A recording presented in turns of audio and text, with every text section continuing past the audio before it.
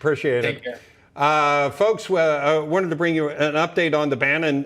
Turns out Steve Bannon is convicted of contempt in relation to the inquiry for the January 6th, the Capitol riot.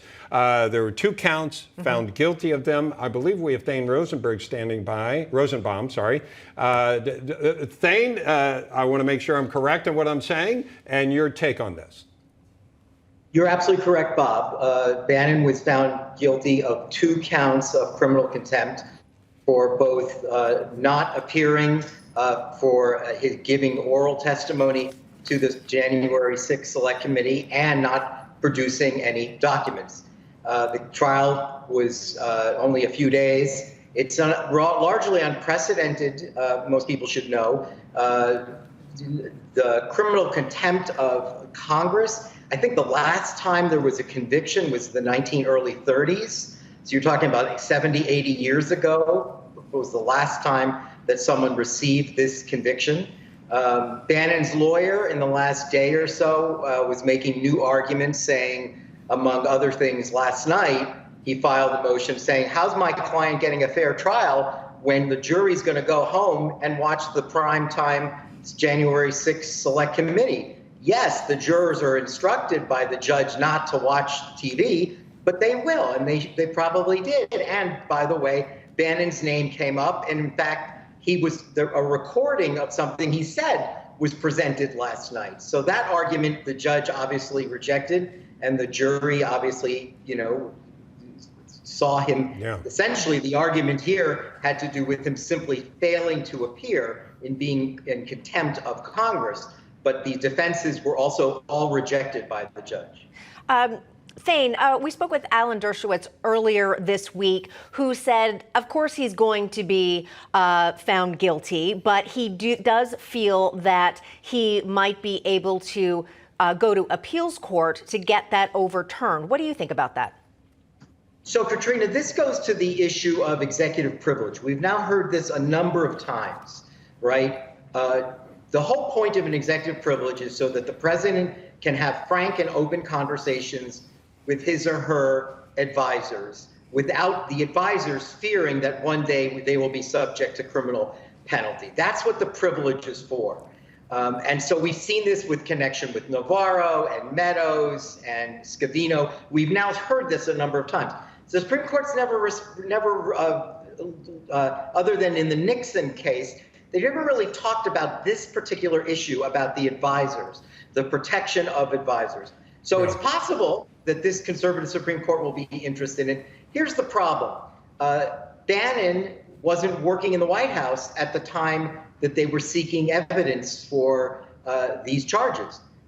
He was in criminal contempt of Congress at a time when he was not an Oval Office person. What they want out of him, it was that he was involved in a December 20th meeting at the Willard Hotel. Right. And they're looking for evidence that the president's advisors or colleagues or Bannon were engaged in some conspiracy, some overt acts in furtherance of what happened on January 6th. Yeah. But again, it's not clear he wasn't working for the president at the time. Yeah, we'll continue to follow the story. Thane, we appreciate your insight. And I guess the argument for executive privilege could be asserted even if he appeared, but he didn't appear or provide documents, which is what he was found guilty of. But Bob, one quick thing, the judge said he was going to reject that anyway. Mm-hmm. The judge had said, I'm not going to accept that as a defense. Okay. So they knew, at least for this,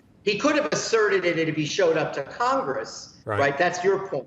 Had he showed up to the actual committee hearing, they could have asserted. But this judge made it very clear, I won't even let you argue it in my courtroom. Okay. Thane, thank you so much. We're going to take a break and come back with the second hour of American Agenda after this. I wanted to get some thoughts from Thane Rosenbaum. We talked to him last hour when this information was just coming out that Steve Bannon was found guilty of contempt of Congress on 2 counts, not appearing and not providing evidence that was requested. Any further thoughts there, Thane? Well, again, this legal issue that's still out there is, here's what he's saying. He's saying, the lawyers that represent me now, they were not my lawyers when I was first received the subpoena. I had a different lawyer, and he told me that I had no reason to appear, to show up, to do anything, because the president had asserted executive privilege, and I'm covered. So he's saying, look, I got bad advice. And now I have new lawyers that said they would have told me something else, but at the time I was relying on the advice of counsel and his understanding of executive privilege. I wasn't disrespecting you. I was just following the advice of counsel. You know, at the time, the question is, the president may have retained the privilege. Bannon was no longer working for the president, but there's a legal argument there. But this judge refused to hear it. Now the question is, will an appellate court want to hear it? Going back to the January 6 hearings from last night, see, Bannon is very important to them. They need him. Why? Well, first of all, Bannon made 2 phone calls to the president the day before on January 5th. They want to know what he said, right? They're trying to link Bannon to the Proud Boys and the Oath Keepers. And in order to link the president to them, they have to link the president to Bannon. It's a link.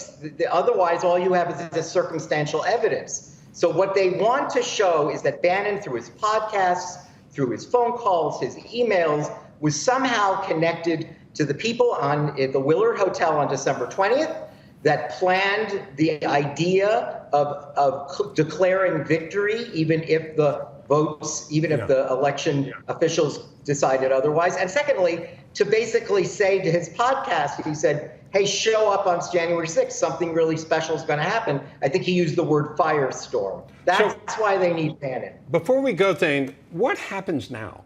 I guess that he's been found guilty, so he can be sentenced, and they're going to appeal, and they're going to try to push off the sentencing. All the while, the January 6th committee is still having its hearings.